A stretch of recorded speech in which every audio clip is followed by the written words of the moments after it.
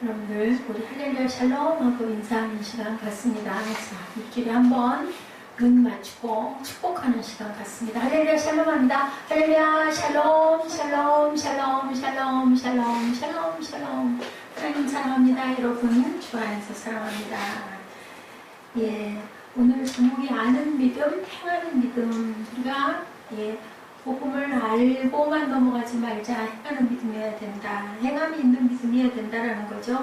사도행전을 봤어요. 우리 이제 다 성령주일 넘어가고 또 저희 교회 생일 넘어가고 그 전에 사순절 기간, 부활절 예배가 그쪽으로 따라갔었죠. 그 제가 쭉 봤더니 2016년 7월 24일 날 사도행전 1장 1절로 시작을 합니다. 자, 그리고 나서 2017년 2월 26일 날 다시 다른 이제 복음서들을 쭉 갔죠. 행사가 있어서. 그러니까 거의 1년이 됐더라고요. 2016년 7월 24일 날 사도행전 1장 1절이다가 2017년 2월 26일 날 그쳤으니까. 그리고 다른 복음서를 가다가 이제 그게 끝나서 생각을 해보니까 24장, 25장, 26장, 27, 8장이 남았잖아요. 아, 이걸 어떻게 할 것인가. 마지막 장으로 마무리를 하고 다른 서신서로 가야 되냐 하다가 마음에 걸림이 있더라고요. 그래서 그걸 따라서 지금 24장을 오늘 함께 은혜를 나눠보도록 합니다. 이거 무슨 얘기예요? 사도 바울이 체포된 지 만 5일 만에 헤롯궁으로 송사됐어요. 그래서 거기서 가이사라에서의 바울의 변론 그리고 송사, 재판받는 내용이 나타나 있죠. 5일 만에 헤롯궁으로 송되고 대제사장 누구요? 아나니아와 장로들과 변사로 유명한 더둘로와 함께 동행하여서 변론을 계속하는데 그들은 뭘 주장해요? 성전을 어지럽혔다. 그리고 이 사람이 많은 민심들을 소욕했다. 이게 죄명이었었죠. 바울이 로마 제국을 대항하여 정치적 선동을 도모했다. 사도행전 24장 5절에 이렇게 말씀하고 있죠. 그것은 폭군 벨릭스 총독이 유대 통치 기간 중에 소요 주동자라는 단순한 가담자들도 십자가에 처형하는 등 로마의 평화를 해친다는 죄목만 걸면 다 십자가 처형을 받던 그런 헤롯 시대에 있었던 일입니다. 둘째, 사도 바울이 거짓 메시아가 출현했다고 민심을 속여서 혹세 무민케 한 이단이다. 이단 세력의 괴수다라고 모략을 합니다. 세 번째, 그 부분이 나타나 있고 세 번째 성전 모독죄를 들고 나오죠. 1절에서 9절, 24장 1절에서 9절까지 이 전 부분의 것들의 말씀이고 오늘은 10절부터 23절까지죠. 그래서 사도 바울은 변론에서 학식과 능변에 능한 변사 더둘로의 논리를 하나하나 항변해서 반박하는 내용이 1절에서 9절에 나타나 있죠. 첫째, 사도 바울이 예루살렘을 방문한 것은 복음 전파에 관한 보고를 위함이었을 뿐 어떠한 음모와 계략도 없었고 그러한 조직도 나는 갖추지 않았다. 둘째, 사도 바울이 예루살렘에 머무는 기간은 12일밖에 되지 않았다. 그렇기 때문에 그 가운데 5일은 오늘 본문에 나타나죠. 죄수로 감옥에 있어서 단기간에 반란을 꾸민다는 것은 어불성설이다. 둘째, 사도 바울이 예루살렘에 머무는 기간은 12일인데 죄수로 감옥에 있어서 반란을 꾸밀 수가 없으며 바울이 잡히기 직전까지 성전에서 결례의식에 참여하고 있었기 때문에 선동적 사례가 불가능했다. 네 번째는 더둘로의 고소는 조작된 것일 뿐 어느 것 하나 신빙성 있는 주장이 없다. 14장 10절에서 오늘 본문이죠. 21절 사이에 이렇게 나타나 있습니다.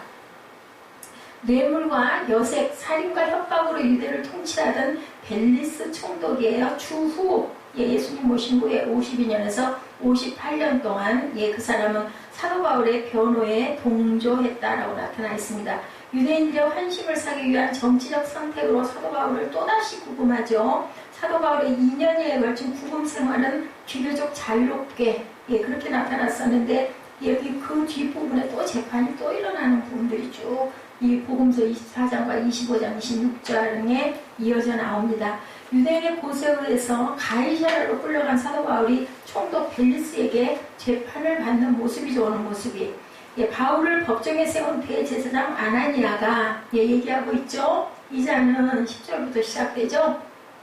유대인을 소욕한 자다. 나사렛 이단의 괴수다. 성전을 더럽게 한 자다. 바울을 고백합니다.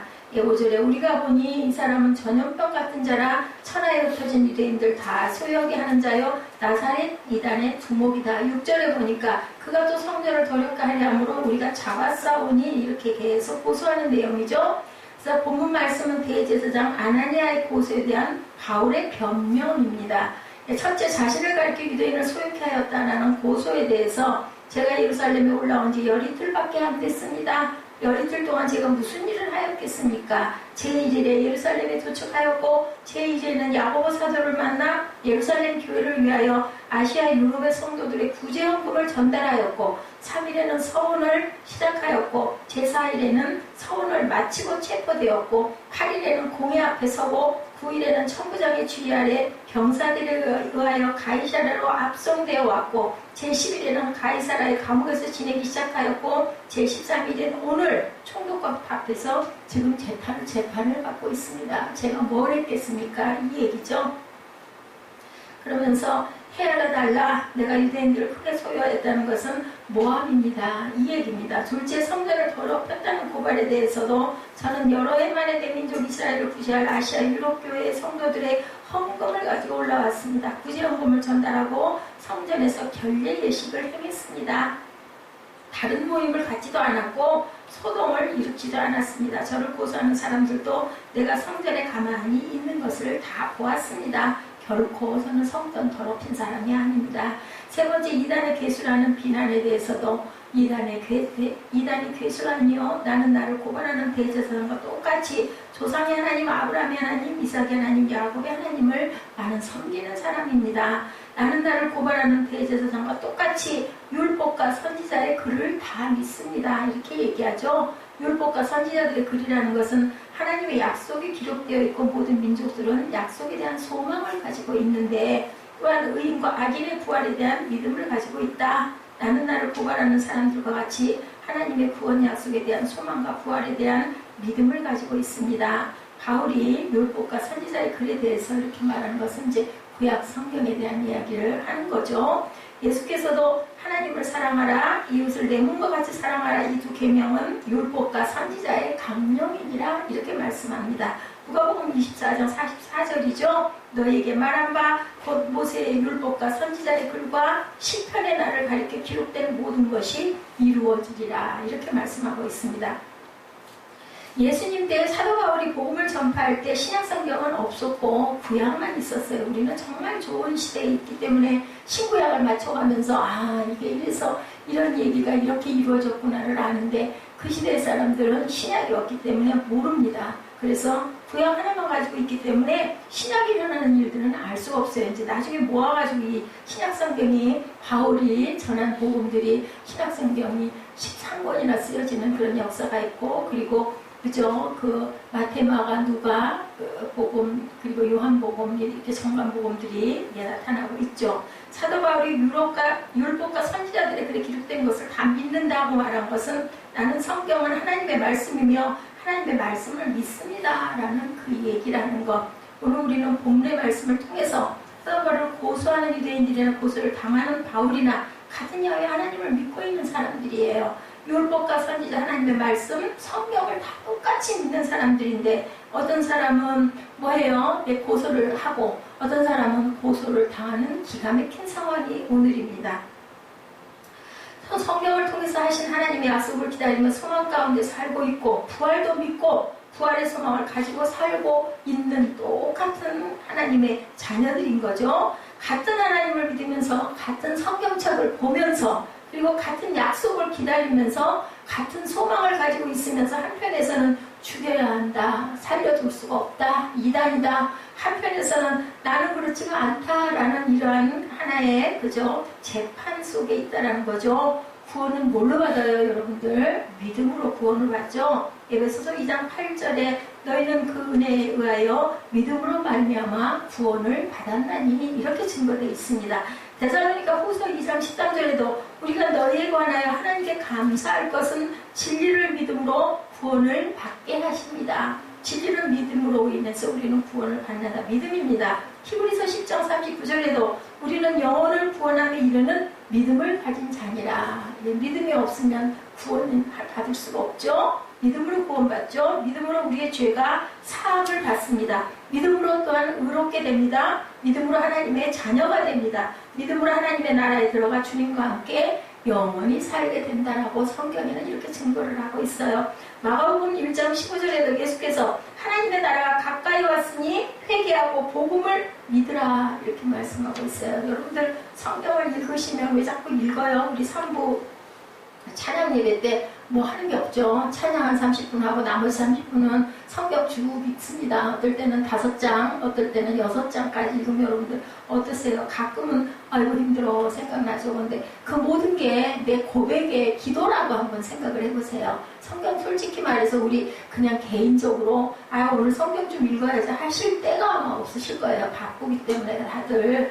그렇기 때문에 제가 고집을 부려가지고 뭐 설교보다는 성경을 있는 그대로 한번 그 대신 이제 우리 1부, 2부에 있었던 성경 주제를 가지고 거기에 답이 되는 부분의 것들을 찾아가지고 그 장을 우리가 함께 읽습니다. 돌아가면서 읽죠. 읽으면서 내 입술의 고백이다. 이게 내 기도다. 내가 또 이렇게 한 번 다시 묵상하면서 또 이런 부분이 있구나 깨달아지는 그런 시간 되자고 우리가 성경을 읽습니다. 뭐 사람의 어떤 그 말씀을 통해서 뭐 신학적으로 뭐 아니면은 뭐 주석적으로 뭐 이렇게 하는 부분도 부분이지만 이렇게 성경을 읽음으로 인해서 내가 오늘은 그래도 성경을 5-6장 일주일이 7일이잖아요. 주일날 우리 예배 드리면서 일주일이 시작되잖아요. 그러면 월, 화, 수, 목, 금, 토, 6일이라고 치고 하루에 한 장 내가 성경 읽었다. 우리가 뭐 입술로 고백 안 해도 눈으로 따라 읽는 것도 읽는 거니까 저는 그런 생각을 가지고 한 5-6장을 이렇게 읽어갑니다. 여러분들 이해하시기 바랍니다.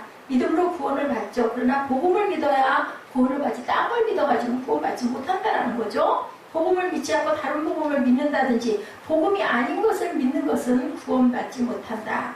요한복음 3장 16절 여러분들 뭐 우리 어렸을 때부터 다 배웠죠. 하나님이 세상을 이처럼 사랑하사. 저는요 이처럼 부분이 이렇게 어렸을 때부터 좋았어요. 이처럼 사랑하사. 너무 쉬운 말씀이죠. 독생자를 주셨으니 이는 그를 믿는 자마다 멸망하지 않고 영생을 얻게 하려 하십니다. 영생 얻으라고 하나님께서 예수 그리스도를 보내주셨다는 거죠. 사랑하는 독생자를 주셨다는 거죠. 세상을 사랑하기 때문에 너희들 구원받고 나한테 영광 좀 돌릴래? 내가 이 아름다운 세상 너한테 줬고 너에게 그 귀한 가족도 줬고 너에게 자녀도 줬으니 너희들 그거 아니? 그냥 일어난 게 아니란다. 내게 영광 좀 돌리려무나 이 얘기를 하나님께서는 하고 계시는 거예요. 죽을 것 같으니까 하나님의 말씀을 다 지키지를 못하고 살아가기 때문에 사도행전 16장 31절에도 강하게 주장하죠.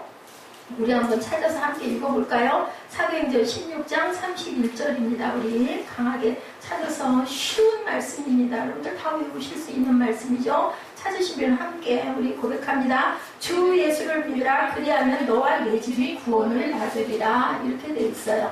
예수를 믿으면 너만 구원받는다 안 하셨어요. 너와 내 집이. 뭐 어떻게 해야? 그죠? 엄마가 교회를 처음 나갔어요. 아빠가 교회를 처음 우연히 어떻게 누군가 같이 따라서 나갔어요. 근데 예수를 그래서 듣다 보니 그래 그렇구나 깨달아서 믿게 됐어요. 그러면은 너와 내 집이 구원받는다는 뜻은 뭘까요?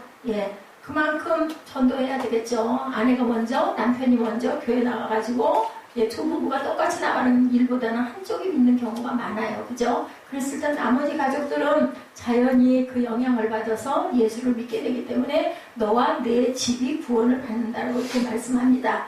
복음은 인간의 몸을 입고 인간의 땅에 오신 예수께서 내가 받아야 하는 저주와 형벌과 죽음으로 모든 것을 우리에게 갚아주셨기 때문에 우리가 자유한 몸이 되죠. 죽은 자 가운데서 다시 살리셨다라는 그 부활을 믿어야 우리도 그 부활에 들어간다라는 것을 여러분들 꼭 기억하시기 바랍니다. 아이고 그런 사건이 있었대. 죽은 사람이 어떻게 살아나겠어? 어떻게 하나님이 땅에 와가지고 그런 일이 있어서 지금 누가 그래? 유대인들이 그러죠. 예수를 안 믿어요. 하나님의 아들로 성자로 왔다는 거 안 믿고 메시아가 올 거다. 지금도 기도하고 있어요. 분명히 이스라엘을 구원할 메시아는 아직 오지 않았고 올 거다를 믿고 있는 거죠. 그래서 구약은 다 믿습니다. 근데 신약은 이분들은 믿지를 않아요. 유대인들은. 그래서 지금 제일 시급한 게 유대인들을 그 복음화시키는 게 제일 시급하다. 아주 강한 세력들이라고 그래요. 제일 핍박을 하고 제일 그 항거를 하는 사람들이 바로 유대인들이라고 합니다. 그래서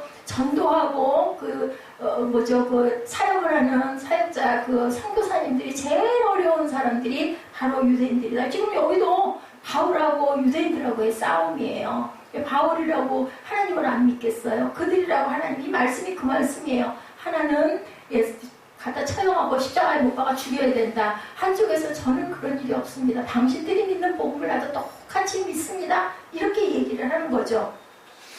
약속하신 메시아 그리스도 구원자가 예수님인 것을 믿어야 하는데 그들은 믿지를 않는 거죠. 복음은 뭐예요? 복된 소식, 굿뉴스예요. 근데 아니야. 아직은 마지막 그때가 또 올 거고, 왜냐면 구약은 다 믿으니까 분명히 메시아는 아직 안 오셨어. 그 사람들은 이렇게 생각하고 있다는 거죠. 복음의 정의를 한번 따라해 봅니다. 복음은 하나님의 아들이신 예수님을 믿는 믿음으로 구원을 받는 것이다. 요거 4단락입니다. 복음은 하나님의 아들이신 예수님을 믿는 믿음으로 구원받는 것이다. 다른 게 없어요. 예수를 믿는 믿음으로 구원을 받는다. 이것만 가지면 우리가 복음 안으로 들어갈 수 있고 그 주님이 내 안에 계신다는 것을 인정하면 내가 성전이 되는 거예요. 그냥 예수 안 믿는 사람은 그냥 몸이에요. 육신이에요. 예수 믿는 사람은 그 안에 예수가 계시면 성전이 되는 겁니다. 얼마나 거룩한, 그래서 내가 거룩하니 너희도 거룩하라. 성전 거룩한 곳이잖아요. 구별된 곳이잖아요. 세상하고 다르잖아요. 교회 오시면 여러분들 좀 다르죠. 주일날 와보시면 어때요? 찬양 틀어져 있고 분위기 밝게 환하게 켜놓고 십자가가 있고, 그죠? 예배 드리는 곳이 바로 성전이에요. 근데 여러분들의 몸이 그 몸된 성전이 되었다라는 것은 그런 성전의 모습이 여러분에게 있다라는 거죠. 왜? 내 안에 예수가 계시기 때문에. 똑같은 사람인데 어떤 사람은 아주 날씬하고 너무 아주 패셔너블하고 멋지고 예쁘고 조각같이 기가 막히게 생겼어도 그 안에 예수가 없으면 그냥 사람이에요. 근데 보기에 좀 볼품없이 생겼어도, 초라하고 누추하게 생겼어도 그 안에 예수의 믿음이 들어가 있으면 그 사람은 성전이라는 것 여러분들 그 눈으로 바라보시기 바랍니다. 복음의 정의에 있어서 중요한 것 셋이 있습니다. 예수님 하나님, 예수님, 성령 하나님, 믿음이죠. 그 성령을 믿어야 된다. 아까 우리 묵상에서도 하영주 목사님 얘기하시죠. 성령의 능력으로, 내 힘으로는 될 수 없어요. 하나님의 능력으로 우리는 변화된 삶, 은혜를 받았기 때문에 성령이 내 안에 계시는 거죠. 이 셋이 성부, 성자, 성령, 이 셋의 믿음이 다 있어야 우리는 그 온전한 믿음으로 구원을 받는 거지. 만약에 하나만 빠졌다고 하면은 그것은 복음이 아니고 다른 복음이다. 다른 복음이 뭘까요? 이단이겠죠. 지금도 내가 예수다, 내가 하나님 어머니다, 이런 사람들 진짜 실제로 있잖아요. 근데 또 신기한 건 엄청 세력들이 크다 그러죠. 돈도 많고, 그죠? 그런 이단들이 있습니다. 갈라디아서 1장 9절에 만일 누구든지 너희가 받은 것 외에 다른 복음을 전하면 저주를 받을지어다, 이렇게 증거되어 있어요. 이게 구약에도 나와 있습니다. 하나님께서 세상을 이처럼 사랑하사 하나뿐인 아들 독자 예수님을 보내시죠. 예수님의 하나님의 아들이시고 하나님의 나라 하늘의 영광 자리를 내어버리시고 인간의 땅에, 인간의 몸을 그곳에 인자라고 얘기를 하죠. 그래서 성육신 하셨다는 것을 믿어야 구원을 받는다. 여러분들 지금 나이가 40대이십니까? 40대에서 지금 1년 정말 화살같이 빨라요. 그래서 6월 11일이에요. 반을 정확하게 왔어요. 6월달이니까. 이제 반 남았어요. 금방 갑니다. 지금 제 설교 이렇게 하고 나서는 일주일이 어떻게 가는지 월, 화 지나가고 나면 한 주일 다 갔어요. 수요일 예배 있고 하루 딱 건너면 또 금요 철야 있고, 그리고는 주일 준비하고, 그러면 한 주일 그냥 금방 한 달이 흘러가 버려요. 1년이 정말 살같이 빠르다. 그래서 나이에 비례한다라고 얘기를 하죠. 그래서 여러분들 하루를 정말 귀하게 시작하시고 귀하게 닫으시기 바랍니다. 오늘은 무슨 일이 일어날까? 저는 아침이면 눈을 뜨면은 그냥 누운 채로 그 생각을 합니다. 오늘은 하나님께서 어떤 하루를 열어주실까? 우리가 알 수가 없는 게 신비죠. 비밀이기 때문에. 예수께서 성령으로 잉태되어서 인간으로 태어나셨다는 것을 믿지 않으면 다른 복음이라는 것, 여러분들, 그래서 유대인들에게는 아직까지도 구원이 이르지 못했다는 것을 아시기 바랍니다. 예수님은 하나님의 아들로 죄가 없으신 분이지만 우리를 대신해서 죄인처럼 죽으셨고, 예수님의 십자가는 대속의 십자가이고 예수께서 죽은 자 가운데서 살아나셨다는 것을 믿지 않으면 다른 복음이라는, 딱 요거예요. 요 부분. 이게 바로 기독교입니다. 이게 바로 하나님의 말씀입니다. 그냥 딱 요 말씀. 뭐 어려운 거 그렇게 뭐 신경 쓰실 거 없어요. 뭐 신학적으로 뭐 유식하지 않아도 상관없어요. 내가 그걸 믿느냐. 그랬잖아요. 내가 그걸 믿느냐. 내가 믿느냐라고 말씀하시는, 예수님도 그렇게 말씀하셨죠. 예수님이 나의 구주이십니다. 그렇게 믿고 고백해야지. 예수님 아닌 다른 누구를 구원자로 믿으면 그것은 다른 복음이다. 그리고 아들을 보내신 하나님을 믿는 것, 성부 하나님을 믿는 거죠. 성육신하신 예수께서 나를 위해서 대속의 죽음을 죽으셨다는 것을 믿는 것, 그리고 돌아가시고 부활하셨다는 것을 믿는 것. 부활이 없으면 우리도 부활이 없어요. 죽으면 그냥 죽는 걸로 끝나요. 그렇기 때문에 이거는 정말 중요하다는 것. 십자가에 죽으셨지만 죽은 자 가운데서 살아나셨다는 것을 여러분들 꼭 믿으셔야 됩니다. 하나님께서 나의 겨자씨와 같은 작은 믿음이지만 그 믿음을 보시고 나를 의롭게 여기시고 자녀로 삼으시고 나를 구원하셨다는 것을 믿는 것. 저는 성공한 게 딱 한 가지 있다라면 외할머니가 예수 믿는 분이었다라는 것. 그 옛날에, 그죠? 그래서 그 외할머니 치마꼬리를 붙들고 너댓 살 때부터 교회를 나간 거, 그거밖에 그 기억이 가물가물 기억. 새벽 예배 드린다고 꼬맹이가 그건 또 무슨 짓이었는지 그 새벽에 그 산꼭대기에 있는 하얀 교회로 혼자서 새벽에 걸어가가지고 애가 없어졌다고 난리가 났었다라는 엄마 이야기를 제가 듣습니다. 왜 갔는지는 좀 기억도 안 나요.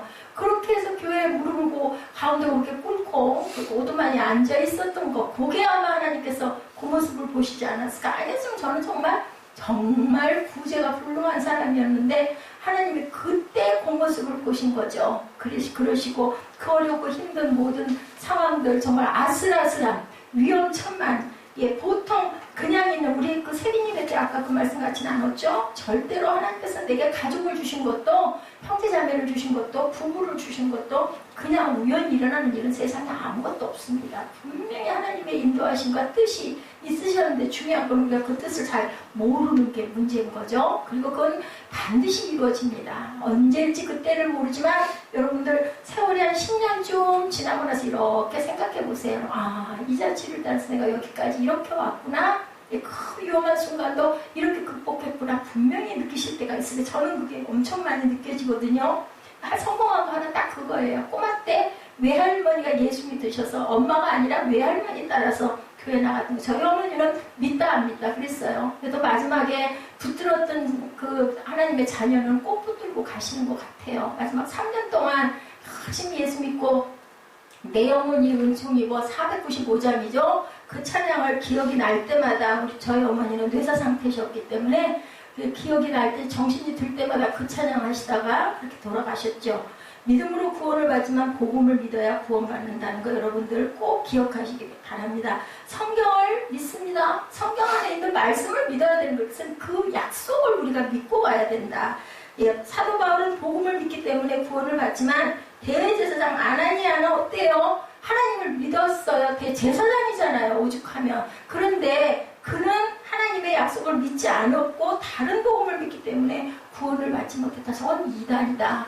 예수는 무슨 예수냐. 예수는 하나님의 아들이 아니야. 이랬기 때문에 구원을 받지를 못했다는, 안타깝죠. 아무리 손에다 쥐어줘도 모릅니다. 하나님께서 선지자를 통해서 약속하신 그리스도 메시아 구원자를 보내주셨는데도 그 메시아를 구원자로 여기지 않았기 때문에, 그죠? 도둑은 강도는 살려주라고 하면서 모든 군중들이 호산나 엊그저께 했던 그 자들이 못 박으소서 그러는 바람에 그만 예수님의 못이 박혔는데 그것도 하나님의 섭리였다라는 거죠. 그렇게 될 줄 하나님은 알고 계셨다라는 겁니다. 요한복음 1장에 예수께서 참빛 그 세상에 와서 각 사람에게 비추는 빛이 있었나니 그가 세상에 계셨으며 세상은 그로 말미암아 지은 바 되었을 때 세상이 그를 알지 못하였고 자기 땅에 오매 자기 백성이 영접하지 아니하였다. 요한복음 1장 9절에서 11절. 이 요한복음 누가 썼어요? 여러분들 요한복음 누가 썼어요? 사도 요한이 썼어요. 요한이 어떻게 썼을까? 자기 마음대로 감동으로 썼을까? 어떻게 쓴 것 같아요? 우리 중등부 어떻게 쓴 것 같아? 사무엘아, 이 말씀을 어떻게 쓴 것 같냐고. 예제 어떻게 썼어? 이 성경의 기록을 보고 어떻게 쓴 거야?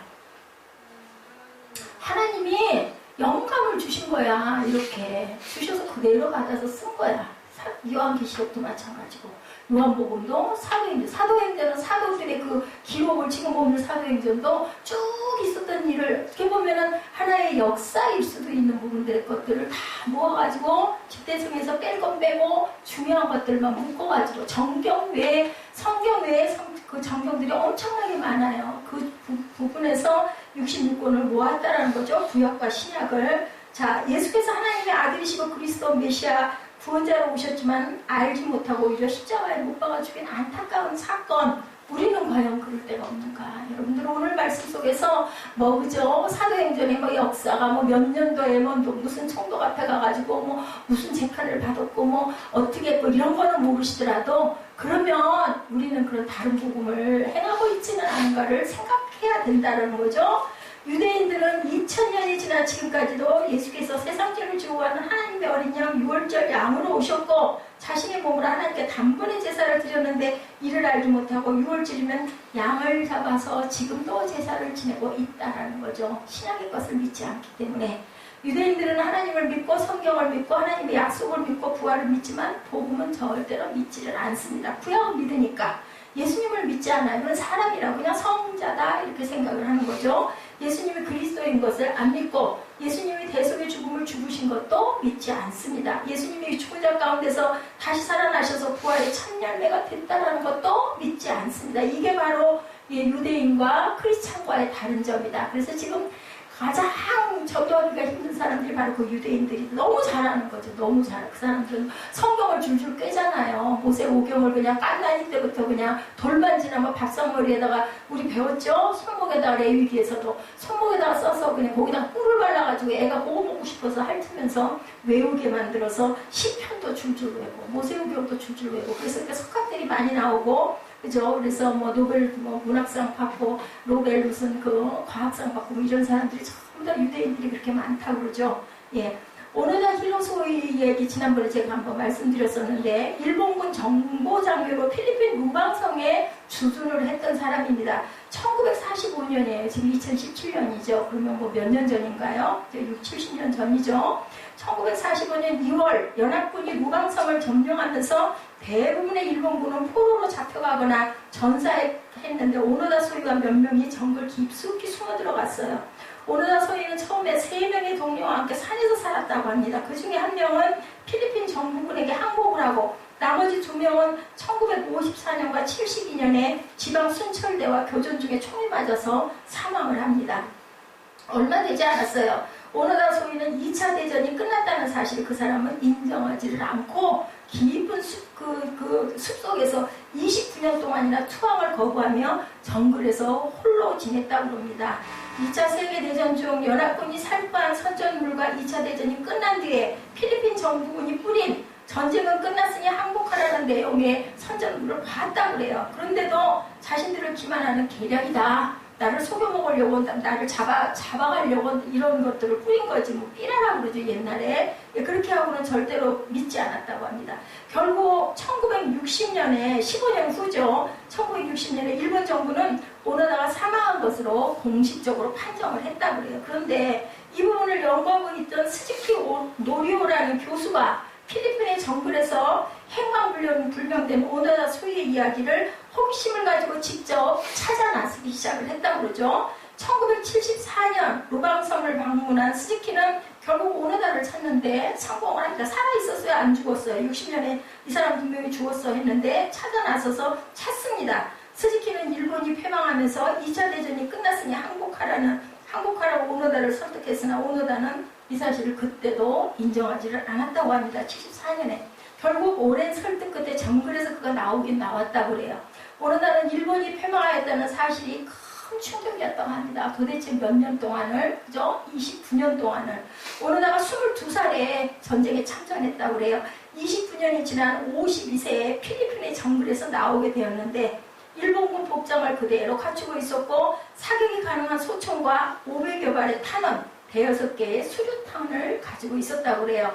일본의 영웅이 되었다고 그러죠. 그래가지고 뭐 많은 사람들이 얼마나 정말 죽은 줄 알았던 사람이 29년 동안이나 정글에 살다가 살아나왔으니 얼마나 환영을 했겠습니까? 근데 뭐예요?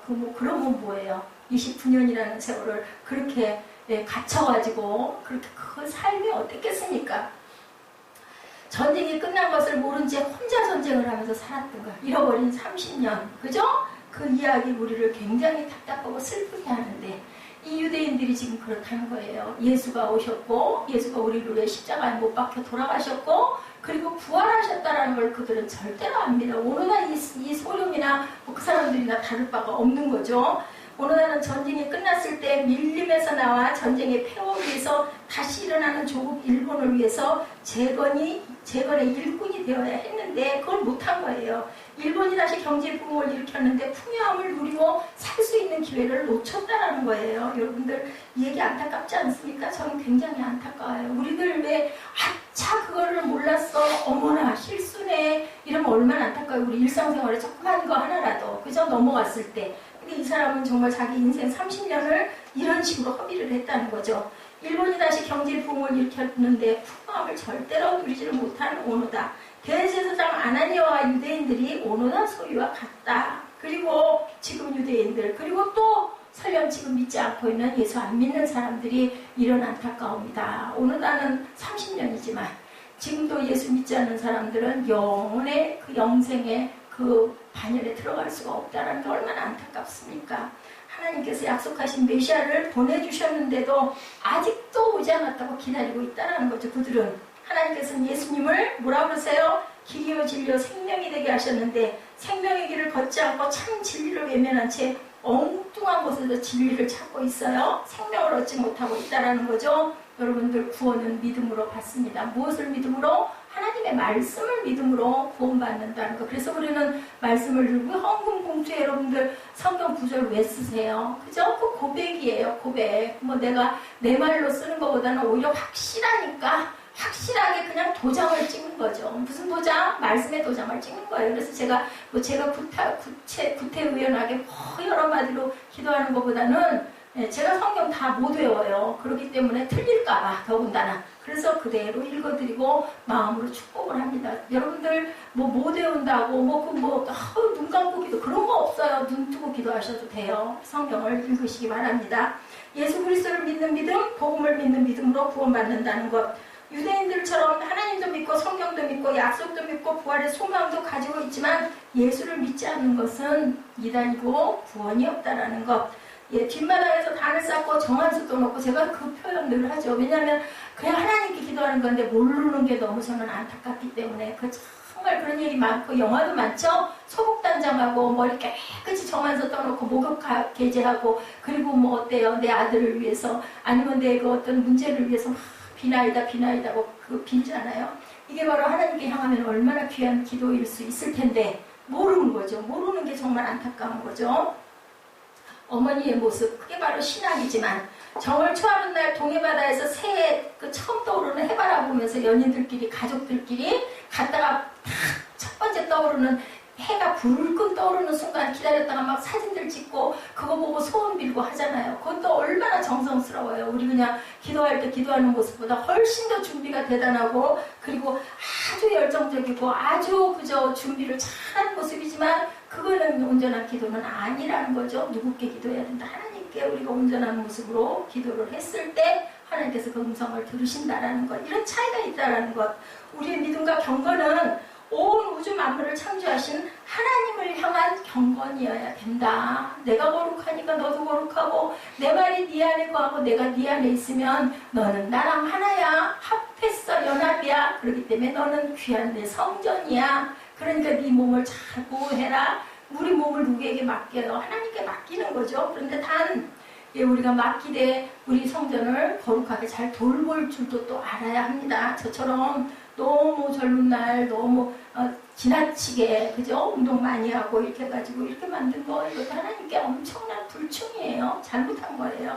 여러분들은 성전을 잘 지키시기 바랍니다. 믿음에 대하여 우리의 보죠. 구주 예수 의지함이 심히 기쁜 일일세 허락하신 받았으니 의심하지 없도다. 540장이죠. 예수 믿는 것은 받은 증거 많도다. 예수 귀한 예수 믿음 더욱 주소서. 제가 오늘 찬송가를 많이 했습니다. 오늘 주일 특별히 찬송가를 짰습니다. 구주 예수 의지하여 구원함을 얻었네. 영원 무궁 지나도록 함께 계시리로다. 이 함께라는 단어가 참 좋습니다.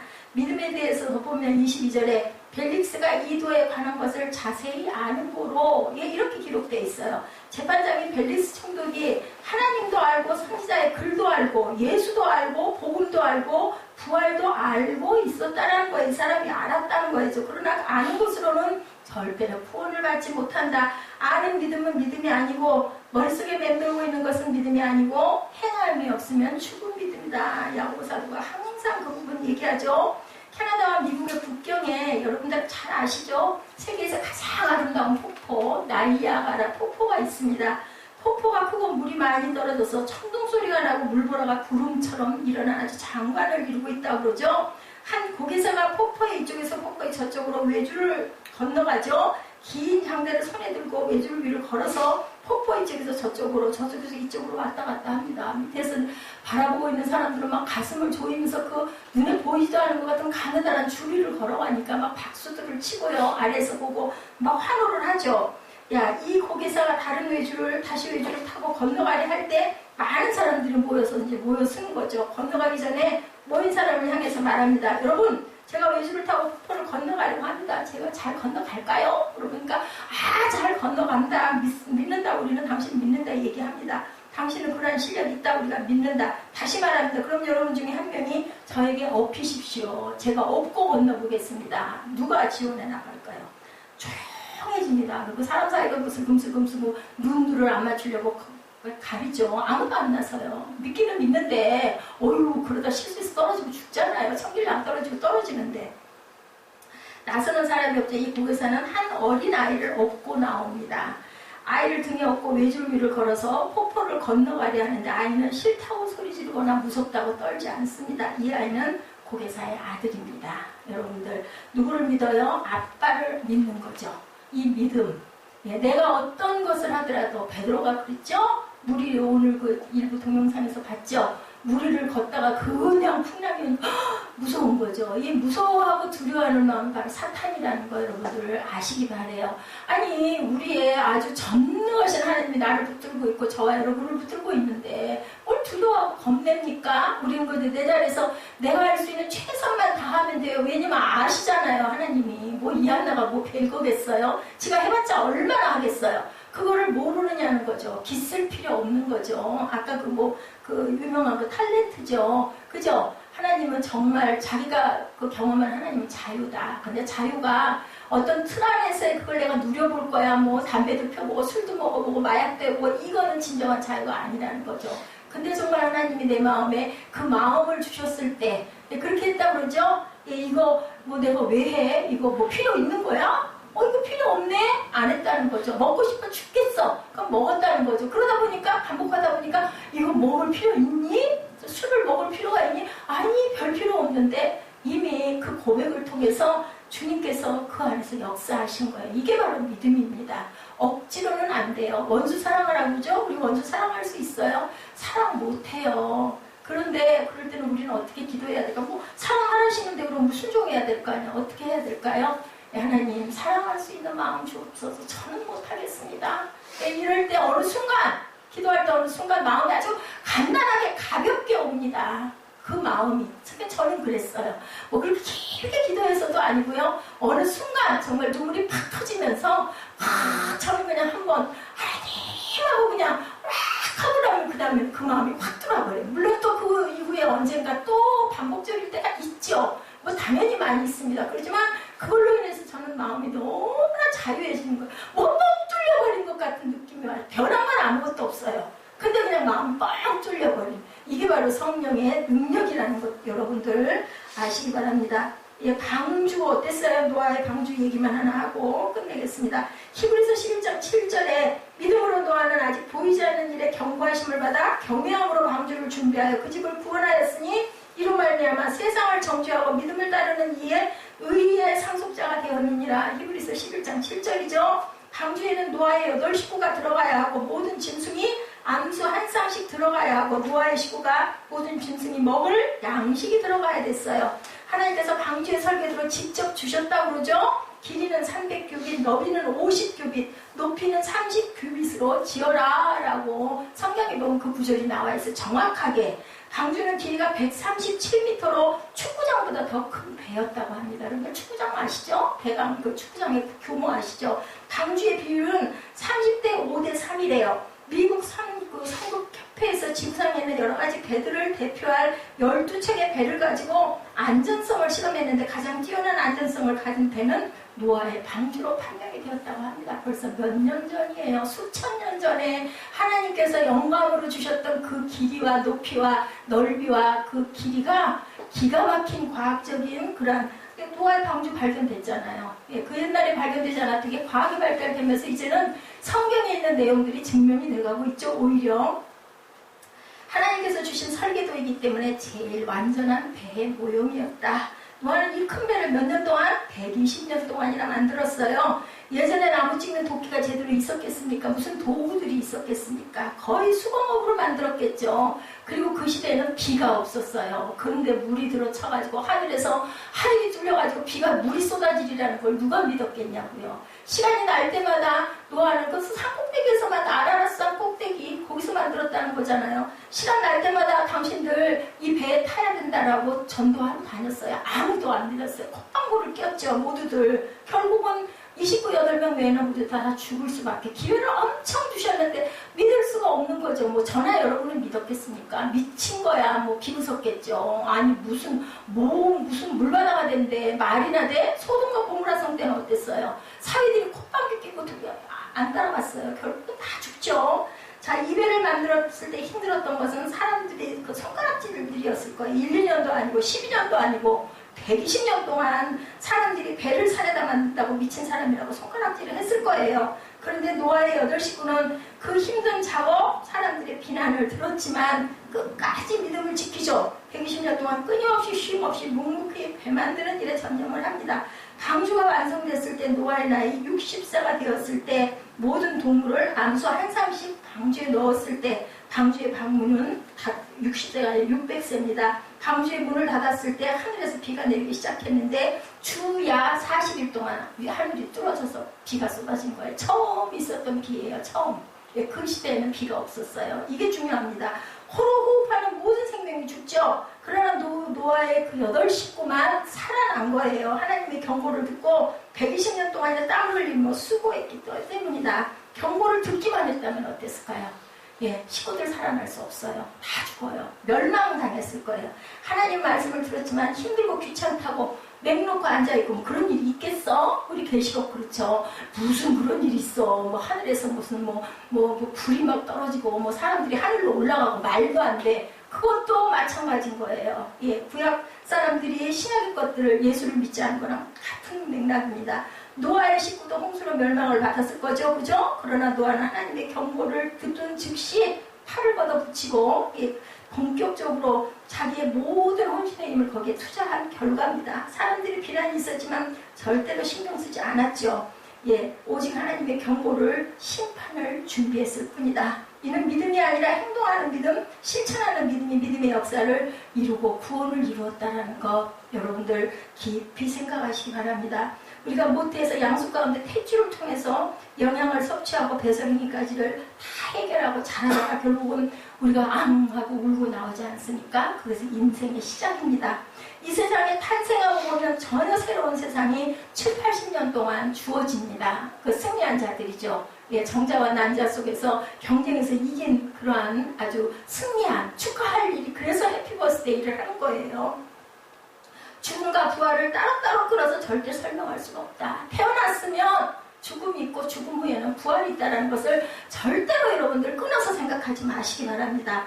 예수님의 십자가 죽음이 역사적인 사실이듯이 예수 그리스도의 부활도 역사적인 사실로 생생하게 믿어지고 받아들여지는 그런 믿음이 각 사람에게 반드시 있어야 될 것이고, 그것이 바로 여러분들이 택함을 청함을 받았는데 택함을 못 받은 자가 되지 않는 지름길이라는 것. 믿음으로 우리는 의롭게 되며 그 믿음을 믿고 예수 그리스도의 구원과 그리고 부활이 분명하게 나에게 임했다는 것을 믿을 때 저와 여러분에게 그 부활의 역사가 이루어진다. 우리 몸은 어떻게 돼요? 하루하루 그저 노쇠해지고, 누가 저보고 그러더라고요. 남 그때 못 컸어 그러더라고요. 저도 클 만큼 컸었거든요. 누가 알았겠어요. 10cm가 키가 이렇게 줄어들어서 저 높은 데 있는 거 좀 못해요. 손이 안 돼. 의자를 딛고 꼭대기 올라가도 손이 닿지 않는데, 누가 제가 그게 무슨 오랫동안 일어난 일 같으면요, 그 받아들이기가 쉬울 거예요. 저 불과 2, 3년 전에 모습하고 지금하고 이렇게 엄청나게 다르죠. 그걸 누가 알았겠어요? 아무도 몰라요. 그죠? 아무도 몰라요. 아무도 모릅니다. 하나님만 아십니다. 저도 몰라요. 본인도 몰라요. 우리 머리카락 숫자 여러분들 아세요? 하나님만 아신다는 것. 자, 예수님의 십자가의 죽음의 역사적인 사실이 예수 그리스도의 부활도 역사적인 사실이라는 것을 우리가 믿으시기 바랍니다. 로마서 6장 5절에서 11절까지 우리 함께 찾아서 함께 합독하시고 결단하시는 시간 갖도록 하죠. 로마서 6장 5절에서 11절입니다. 로마서 1장 17절에는 복음에는 하나님의 의가 나타나 믿음에서 믿음에 이르게 하나니 기록되며 오직 의인은 믿음으로 살리라. 야고보서 2장 14절에는 내 형제들아, 만일 사람이 믿음이 있노라 하고 행함이 없으면 무슨 유익이 있으리요? 그 믿음이 능히 자기를 구원하겠느냐, 이렇게 말씀합니다. 행하는 믿음, 여러분들 구원을 온전하게 믿으시는 저와 여러분 되시기를 주님의 이름으로 축복합니다. 다 찾으신 줄로 믿고 로마서 6장 5절에서 11절까지 우리 천천히 목소리 맞춰서 함께 합독합니다. 만일 우리가 그의 죽으신과 같은 모양으로 연합한 자가 되었으면 또한 그의 부활과 같은 모양으로 연합한 자도 되리라. 우리가 알거니와 우리가 옛사람이 예수와 함께 십자가에 못 박힌 것은 죄의 몸이 죽어 다시는 우리가 죄에게 종노릇하지 아니하리라 하니니, 이는 죽은 자가 죄에서 벗어나 의롭다 하심을 얻었습니다. 만일 우리가 그리스도와 함께 죽었으면 또한 그와 함께 살 줄을 믿노니, 이는 그리스도께서 죽은 자 가운데서 살아나셨음에 다시 죽지 아니하시고 사망이 다시 그를 주장하지 못할 줄을 알미로다. 그가 죽으시면 죄에 대하여 단번에 죽으시며 그가 살아계시면 하나님께 대하여 살아계시니, 이와 같이 너희도 너희 자신을 죄에 대하여는 죽은 자요 그리스도 예수 안에서 하나님께 대하여는 살아있는 자로 여길지어다. 아멘입니다. 아멘 하시기 바랍니다. 우리 찬양 결단하시고 축복의 예배를 마치도록 합니다.